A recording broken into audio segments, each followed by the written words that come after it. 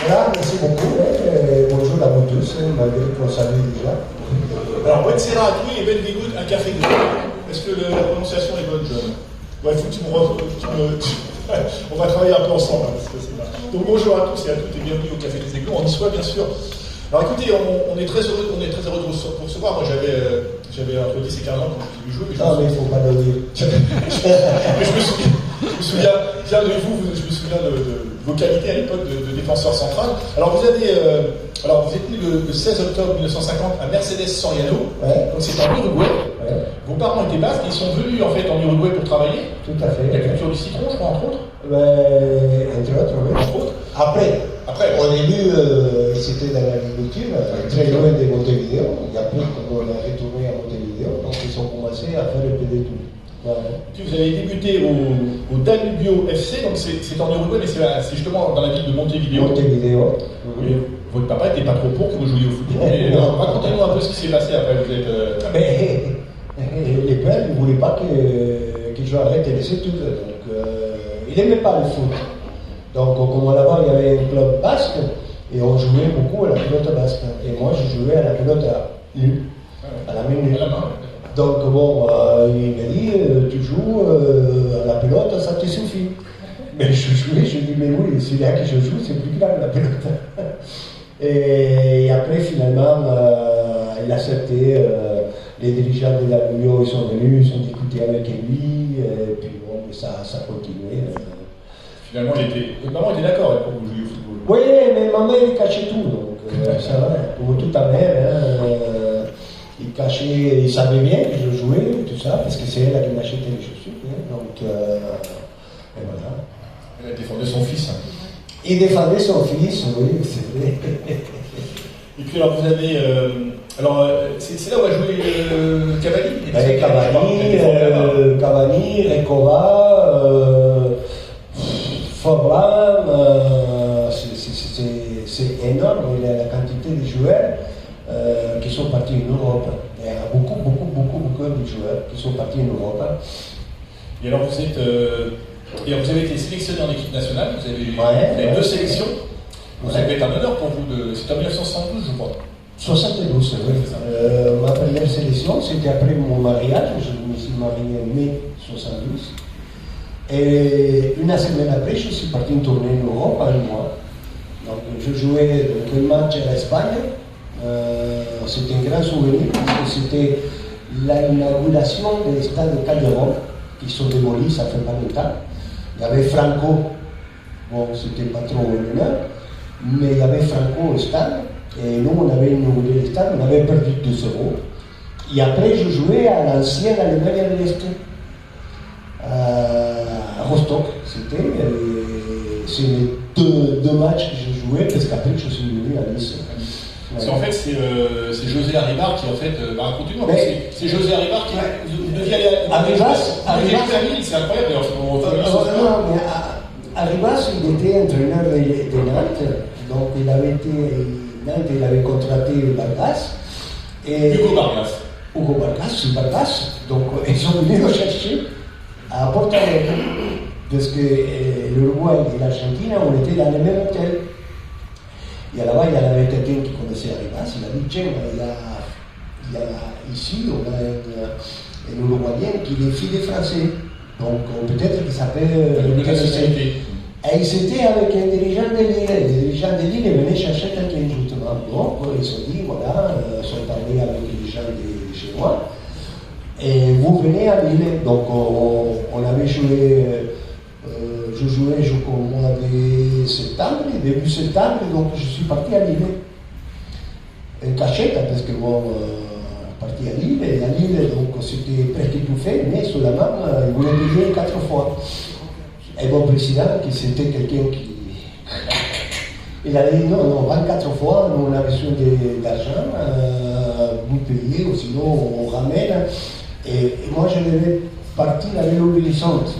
Donc, ils se sont dit non, et puis en retournant, on va à Paris. avoir quelqu'un qui c'était la connaissance avec mon père. Et puis Rafael Santos qui a joué un rôle important. Mais après, oui, c'est sûr.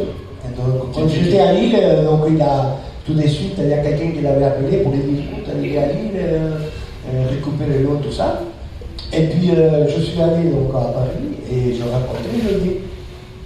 Donc, il a dit moi, ça m'intéresse, aussi des jeunes, ça m'intéresse. Le président Roger Leyer, voilà. qui était le président de GC. L'ancien président de GC. Et à ce moment-là, je dis bon, mais on va essayer de voir tout ça. Hein. Il a dit oui, moi j'ai un joueur qui finit l'année prochaine, c'est André Cholat. Et j'aimerais bien trouver quelqu'un pour le remplacer. Vous, c'était des choses et tout ça. Et tout de suite, ils m'ont dit voilà, mais attention, vous ne savez pas jouer les premiers temps, tout ça, vous savez le temps d'adaptation et tout ça. Bon. Et finalement, je suis parti, il a venu voir la Nice, donc il a ramené mon président à Nice, tout ça. Et le lien avait vendu la chasse, parce que comme il était gardé, il m'a dit regardez dans le bureau, vous allez voir, regardez, ça c'est Nice et tout. C'était mieux que Lille en fait. Moi je restais 15 jours à Lille, donc je peux vous dire que c'était mieux que Lille.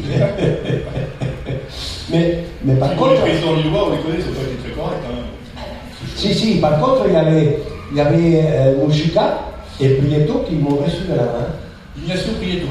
Voilà. Vous savez que c'est mon oncle. Qui ça? Ignacio Prieto. C'est pas vrai. Enfin, c'est un oncle de mon père. Mais je ouais, les histoires des familles. Il a joué à Lille, oui. Il a joué à Lille. Il jouait à National. Il était chilien. Oui. Moi, je les aurais vus chiliens. C'est mon oncle de mon père. Mais je passais. Je ne sais pas que vous le connaissiez.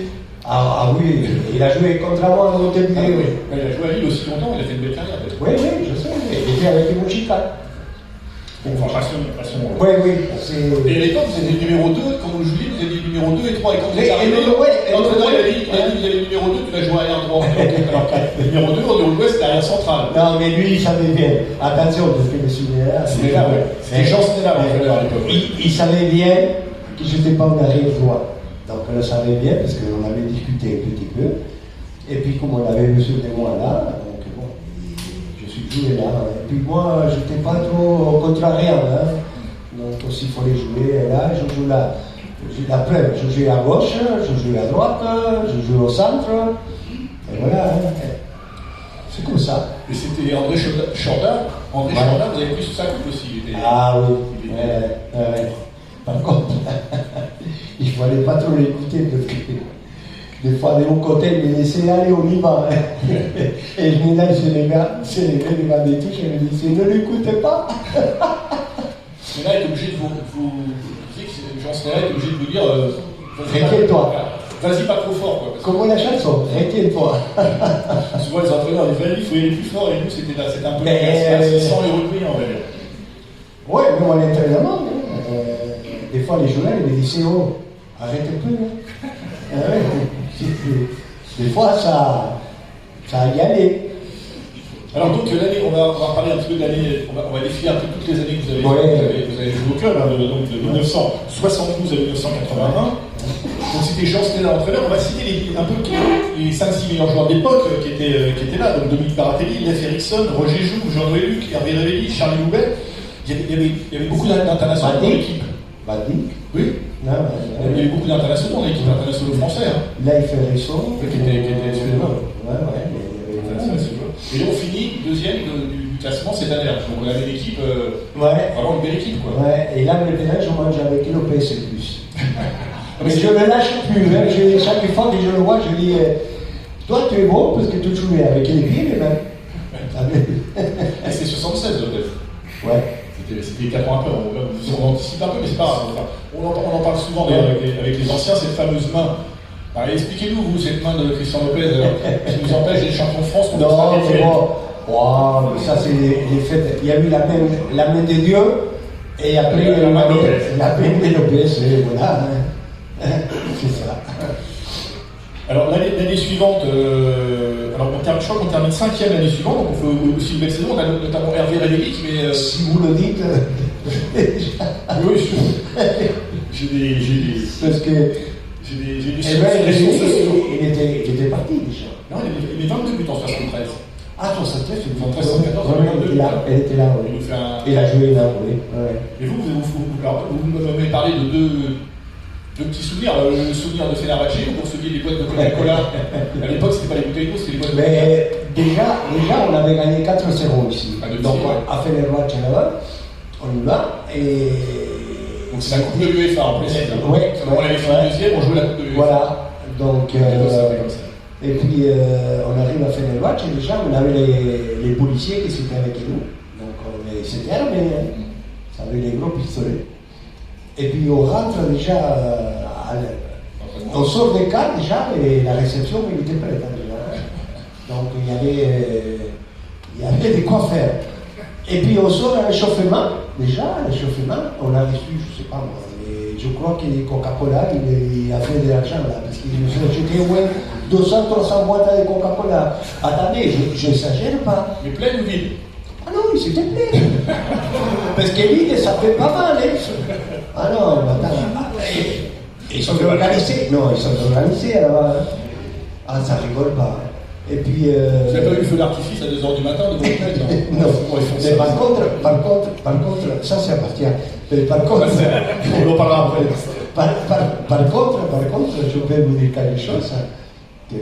Avec Bagateli, encore jeudi soir, on a parlé. Chaque corner, pendant 20 minutes, on était au fond du filet. Ils poussaient. Ah, ils nous ont mis dedans. Et puis, moi, ici, on était au fond du filet. Par contre, nous, on était. Il faut voir, Samuel Libéron faisait plus de 2 mètres. On était impressionnant. Et lui, ça.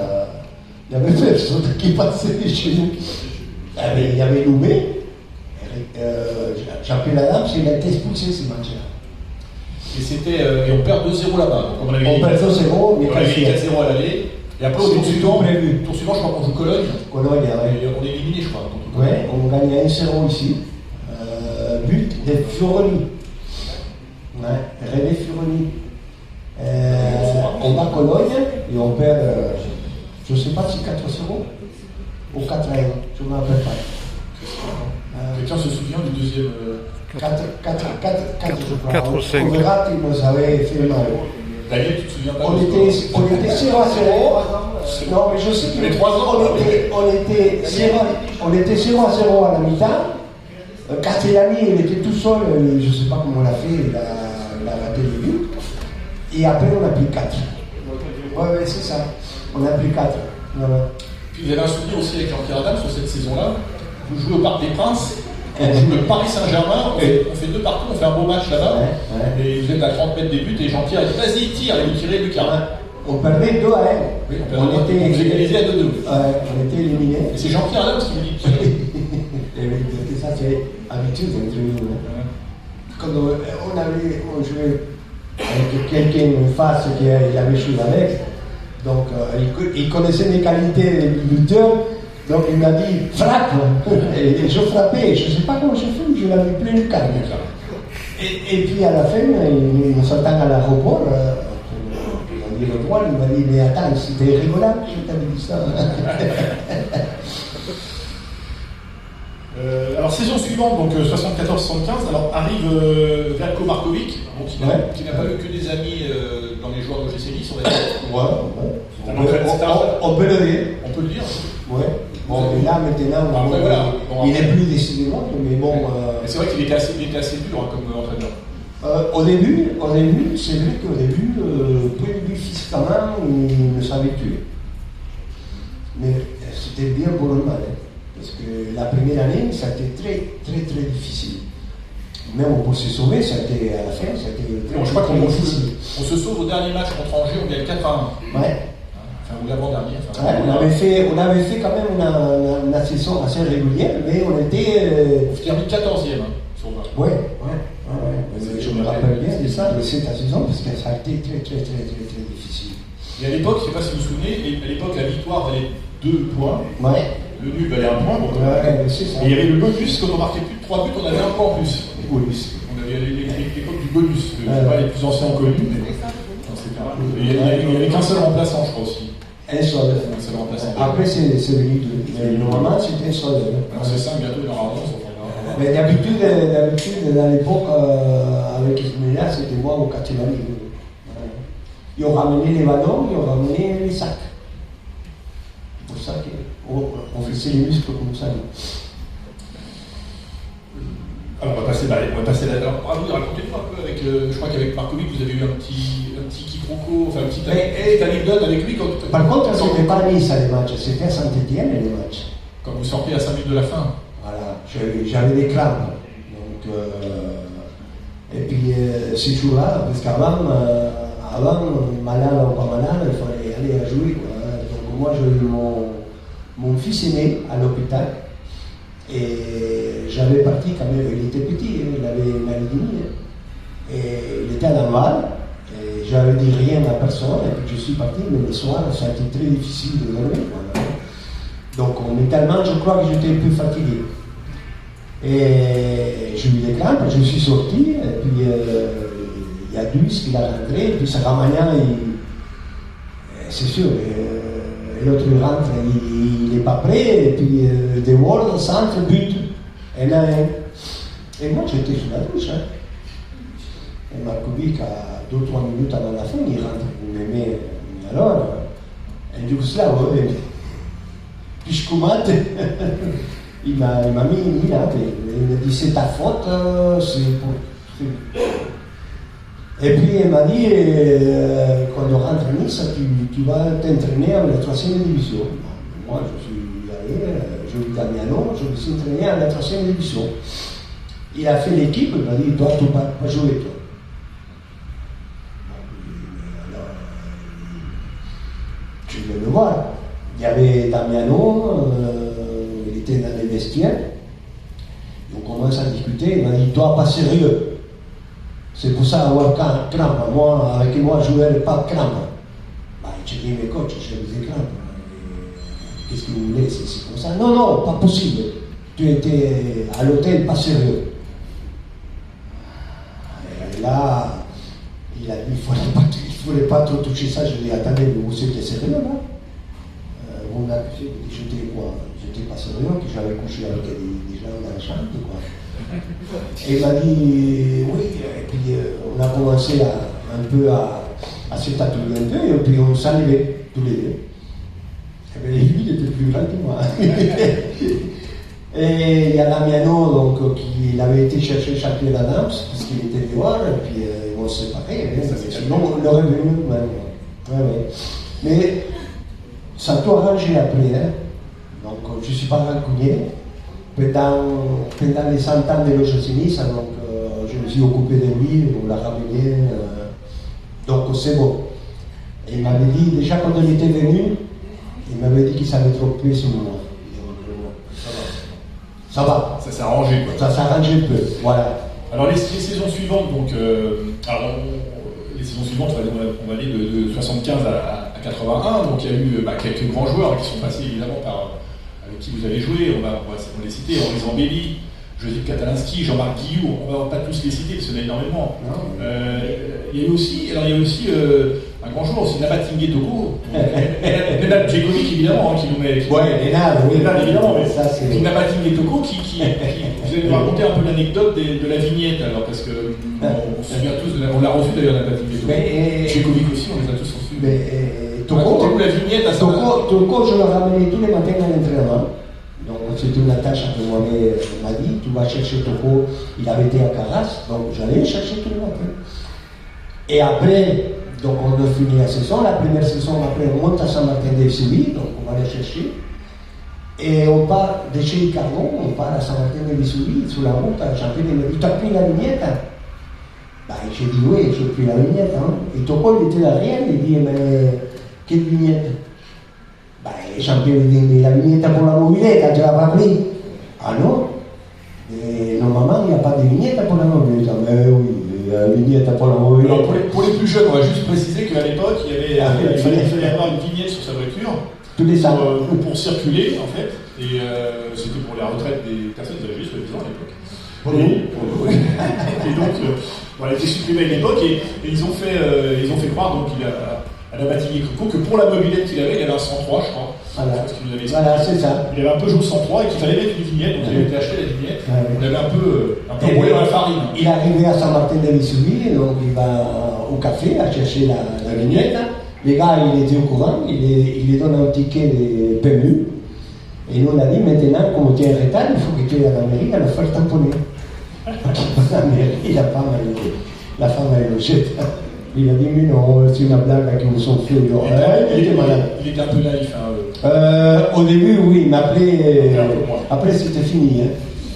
Alors, on va continuer un peu les saisons, puis on va passer la parole pour les questions supporters. Donc après, on va pas revenir sur cette finale de Coupe de France 78 où on perd contre Nancy sur un but de Michel Platini 1-0. Ouais, mais c'est Carlos qui m'avait téléphoné avant, il m'a dit si je gagne la finale, je parle avec le sélectionniste après.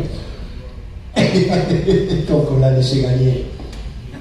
Et après, il y a eu. Alors après, on a eu des entraîneurs, vous avez eu d'autres entraîneurs, Léon Rossi notamment, Coxure Ferry, Bernadette. C'était des bonnes personnes. Voilà, on a eu d'autres grands joueurs qui sont arrivés, notamment Fares Bousdira, Mario Capadonna, André Ray, et puis le célèbre bûcheron de Montfaron, Patrick Boisikézi, qui est un joueur qu'on a reçu aussi ici.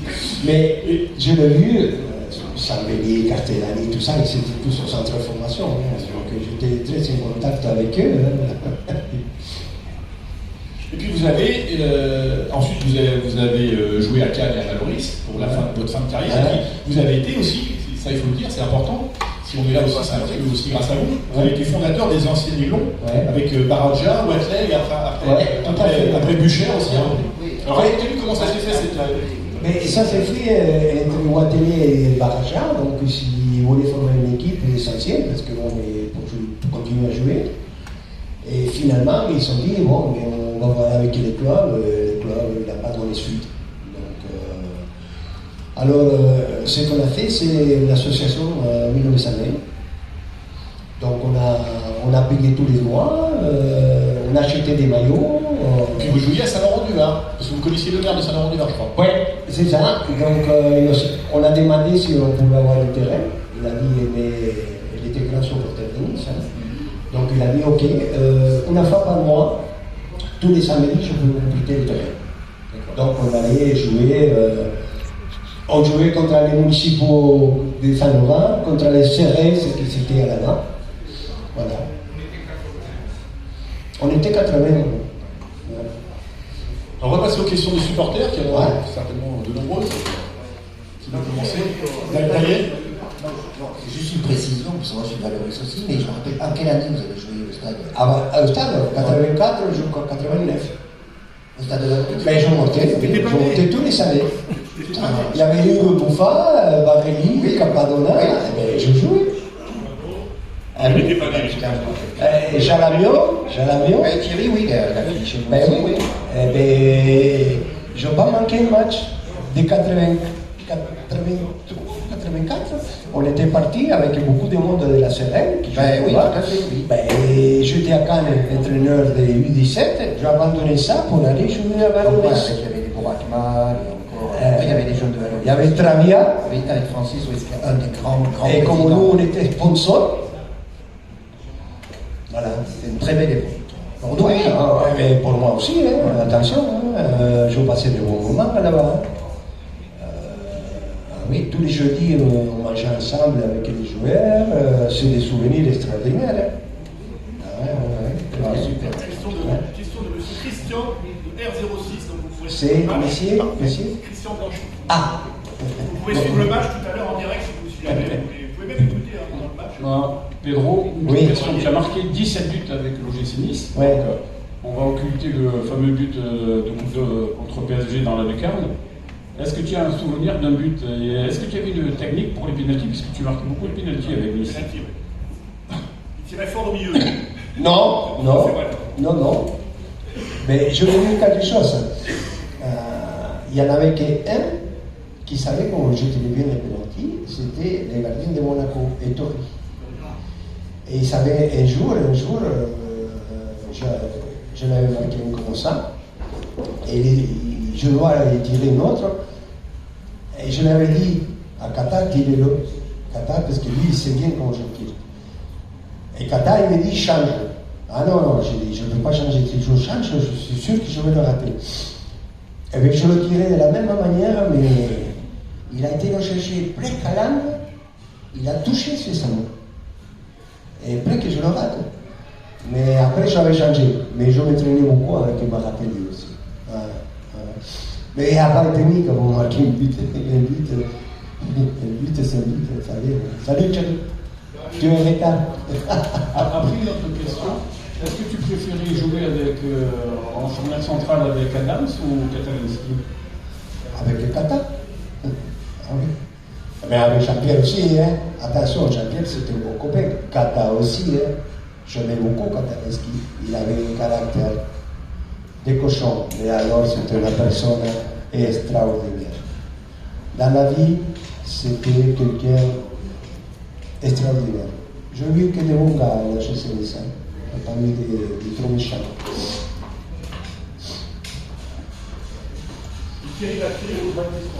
Thierry Cassa parmi nous, qui a joué longtemps avec Jean-Pierre. Ouais, je le supportais. Bonjour Jean-Pierre. Bonjour. J'ai lu dans le livre de Jean-Pierre Adams que une saison vous étiez arrivés tous les deux en retard. En avant-saison, vous reveniez du Uruguay, lui du Sénégal. Est-ce que vous pouvez raconter l'anecdote de la façon dont il vous a sorti du bourbier, entre guillemets, Oula. vis-à-vis de l'entraîneur? Oula, il me faudrait une demi-journée là pour vous raconter ça. Non, le problème c'est qu'on était en retard, on savait pourquoi, hein, quand on va en Amérique du Sud, donc bon, on se prend un jour ou deux de plus. Hein. Mais seulement, l'équipe de Nice, on devait aller en Suisse à l'entraînement là. Donc il y avait toute l'équipe déjà qui était partie. Et moi j'étais prévu un jour X et j'arrivais un jour plus tard. Et au même temps, Jean-Pierre, il arrivait au même temps que moi. Donc on va au siège chercher les billets et on dit vous savez les billets et tout, mais attention, le président, tout ça, ils ne sont pas contents. Ben, on arrive en Suisse, donc on a pris tous les deux, on arrive, puis les soirs on est convoqués devant tout le monde, puis on s'est fait donner un bon café, bien comme il faut. Marcovic il n'était pas content, il faut. Bon, il nous a sorti tout le tralala. Alors, pour détendre un peu l'atmosphère, Jean-Pierre a dit oui, mais Pedro il a raté la diligence. Et le Uruguay, il y a les Indiens qui l'ont attaqué. Donc il est arrivé à l'aéroport, l'avion était parti. Et moi j'ai dit à Jean-Pierre, oui, toi tu as raté la liane chez toi. Et puis tout le monde a commencé à rigoler un petit peu, et puis l'atmosphère ça, et finalement on n'était pas sanctionné. Voilà. À l'époque, ça ne sanctionnait pas beaucoup. Alors Thierry, Thierry et Claude Massard, tous les deux, est-ce que Thierry, tu as une petite question pour ton ami Jean-Pierre? Ah ben non, Jean-Pierre, je suis heureux de le voir, parce qu'on a passé des super moments ensemble, et sur le terrain, c'était un vrai gagneur, un battant, et il donnait pas sa part aux autres, parce qu'il était assez méchant, quoi. Hein, je pense que vous en souvenez tous. Rugueux. Rugueux. Voilà, par contre, un cœur gros, rouge et noir gros. Il paraît que Cyril Roll, c'était un rigolo à côté de vous. Je me souviens que c'est vrai que Cyril Roll. Attendez, que moi Par contre, vous n'avez pas pris le carton rouge en fait. Jamais. Alors, donc, finalement. Par contre, les cartons jaunes, je l'ai pris, mais pas les cartons rouges. Mais par contre, je regardais des films de 2003, hein, des films qui sont faits extraordinaires, ces films-là. Donc, puisqu'ils s'en reportent une époque que les jeunes, près qu'ils ne réapparaissent plus, il y a eu des joueurs extraordinaires qui sont remontés ces clubs-là, et puis il y en avait des délicats. Hein. Alors, quand les films c'est fini, je vais avoir certains, je les avais écoutés. Hein. Moi, je suis un ange. Il m'a dit, oh non, Pedro, non, tu n'es pas un ange, non. Voilà, bah écoutez, on va se quitter sur. On va vous remercier, on va vous applaudir bien fort. Hein.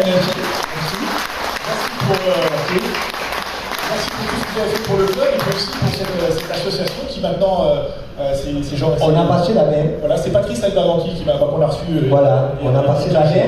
Et cette association, c'est super quoi, de penser toujours aux anciens. Et je crois que quand on n'oublie pas son passé, on pense à l'avenir. Voilà. On tient quand même à remercier donc, le président et Virginie parce qu'ils sont ouverts pour que les anciens Donc ils sont rattachés au club. Voilà, donc bon, c'était une belle chose. Là, les anciens, donc ils ont les droits à venir au stade. Donc ils sont des places à réserver pour eux. Voilà. Donc il y en a beaucoup qui sont Puis le club fournit les maillots pour les matchs, les clubs, ils fournissent des maillots. Pour organiser Voilà.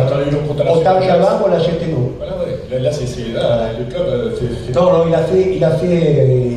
a fait vraiment l'effort d'essayer de. Alors, on a déjà reçu, vous devez être à peu près le 120e qu'on reçoit comme ça au Café des Aigles. Je sais. Sur 850. Tu as dit à Jean-Pierre qu'il y a un match après là. Oui, il y a un match. Alors voilà. Voilà, on vous remercie, on vous applaudit. Merci à vous, voici les autographes. Merci à vous.